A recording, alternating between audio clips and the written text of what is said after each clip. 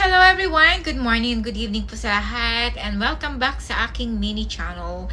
And for today's video ay mag-unbox tayo ng parcel. So anyway, nag-request ako sa kay Mahal na padalhan ako ng parcel kasi yung nabili ko sa Shein ay ang tawag nito fake siya. So itatry natin to kung ito ba ay fake o original, kasi ito ay galing sa Amazon. So titignan natin kung ito ay hindi na siya fake. Oops. So i-open na natin siya. Grabe yung ilaw ko. Ito yung ilaw ko. Ginawa kong yung ilaw. Kasi madilim siya. Madilim sa part na to. So anyway, thank you for watching, guys. Hope you enjoy my vlog. So anyway, first time ko lang ulit makapag-vlog. Kasi super busy ako. Wala akong time. So eto siya. Eto yung aking... So eto yung... sa Amazon. Actually, meron tong binili ko sa Shein, pero 12 real lang siya. Pero dito sa Amazon ay hindi ko alam, siguro nasa 59 real or kasi sa dollar siya kinonvert ni Mahal, so siguro nasa $20 or I think hindi ko alam, I'm not sure. So, titignan natin kung hindi na ba ito talaga peke. Kasi kasi nagbasa ako or nag-check ako ng kung ano yung peke at hindi. So, ayan. So, Secret K 1988. So, ito kasi ay maganda sa mga dito at saka yung pang serum natin sa face, kasi kailangan natin yun kasi nagkakaedad na tayo, so kailangan natin yun sa ating mga face.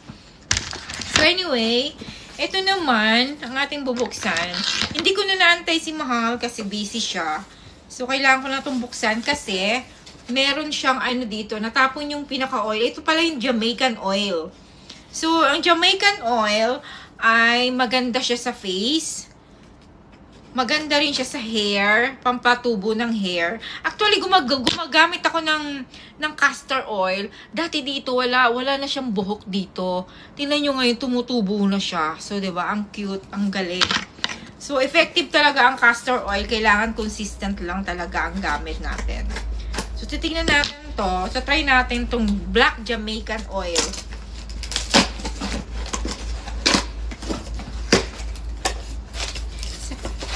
Oh, natapon siya. Sayang. Grabe. Hindi nila binalot ng maigi. Sayang naman. Ang mahal pa naman ito. Sana may natira kahit kalahati. Sayang naman.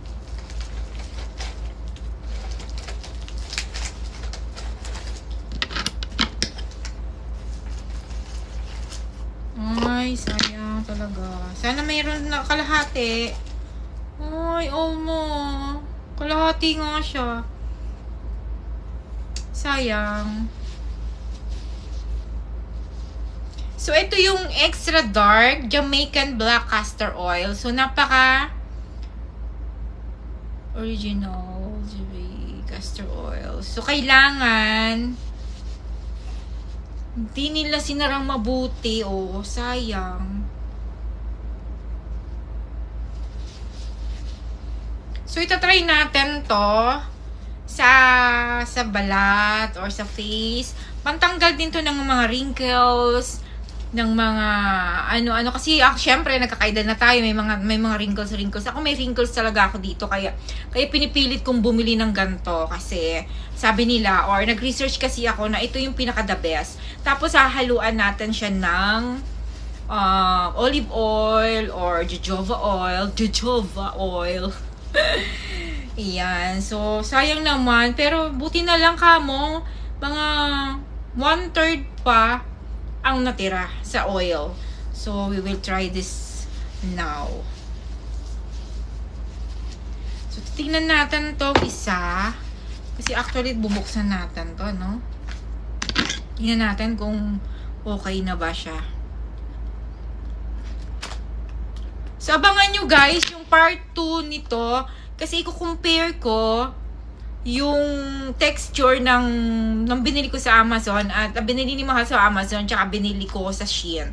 Kasi, syempre, magka-comparison tayo kung ano. Kasi, thank you for watching guys and follow me for more. Thank you. God bless.